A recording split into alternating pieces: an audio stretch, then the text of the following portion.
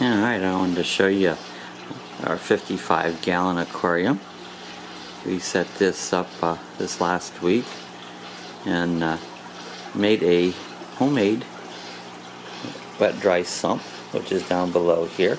I'll show you a little more of that here in a minute. I just wanted to give you an overview. It has a external power filter or a hang-on filter on the back of it, and I added another. It has LED lights, and we set it up here on an old desk that I had.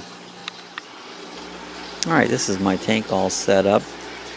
You notice right now the water's a little cloudy. Initially set it up. I'll show you how quickly this overflow sump filter I made clears it up. This is the outlet. Water flows back into it at this point here. I also have a power filter on it.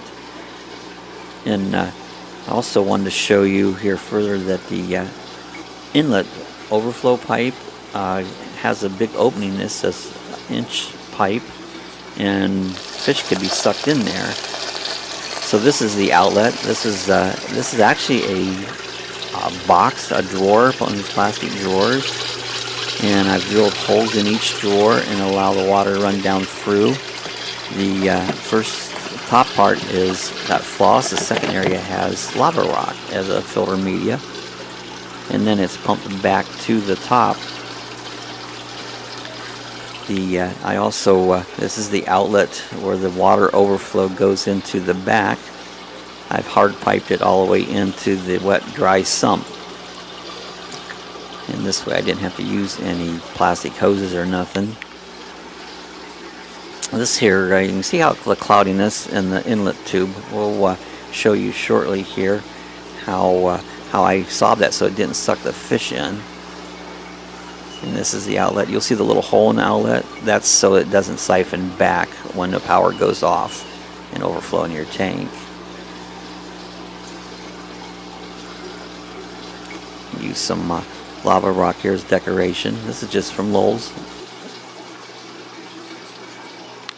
Okay, this is the inlet.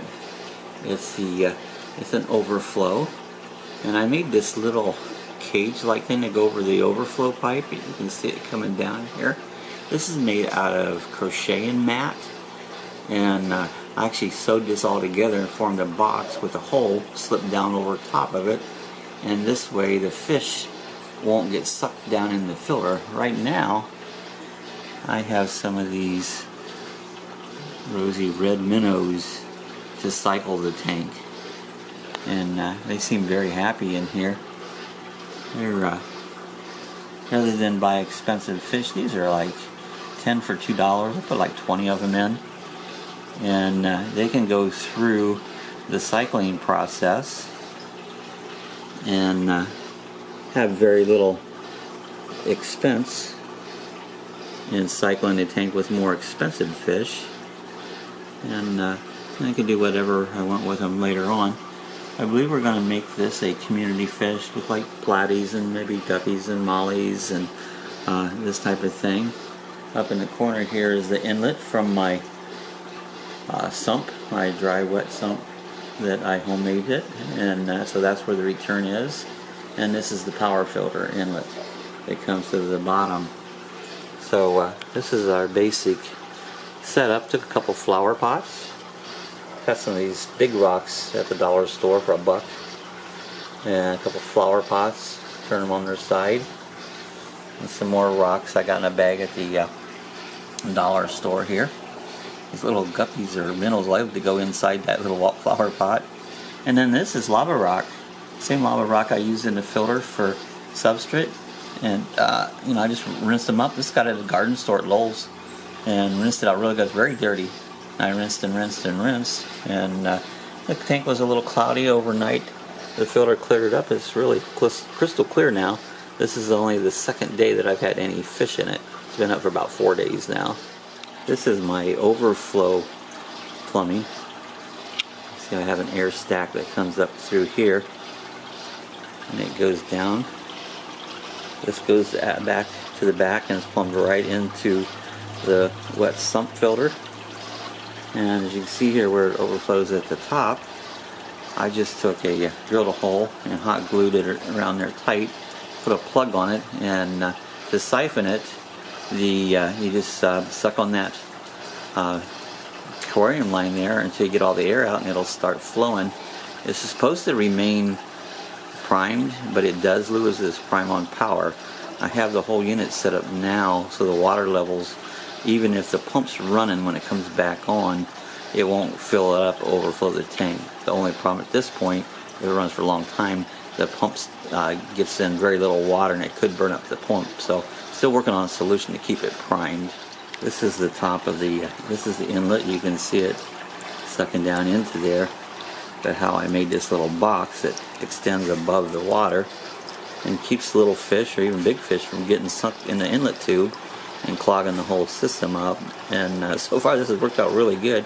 It's 69 cents at the craft store, and just cut it out. Took some thread. I had some working. It's pretty quiet.